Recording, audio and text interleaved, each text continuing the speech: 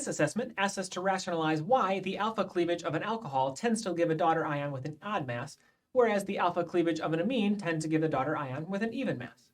There's two things we need to know to answer this question. The first is that an alpha cleavage will typically cleave off a fragment that itself has an odd mass. The radical that gets chopped off often has an odd mass. The second thing to say is that an alcohol, a simple alcohol, always tends to have an even mass. Carbon has a mass of 12, that's an even number. Oxygen has a mass of 16, that's an even number. There's an even number of valences on carbon and oxygen, 4 and 2, so we tend to have an even number of hydrogens, and so the alcohols tend to have an even atomic mass.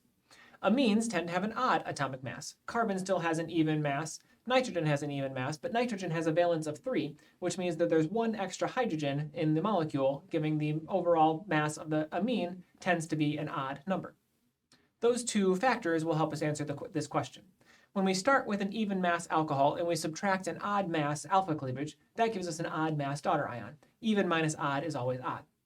When we start with the odd mass of an amine and subtract out the odd mass of an alpha cleavage, that will give us an even daughter ion. Odd minus odd is always even. This is why the alpha cleavage of an alcohol tends to give a daughter ion with an odd mass, and the alpha cleavage of an amine tends to give a daughter ion with an even mass.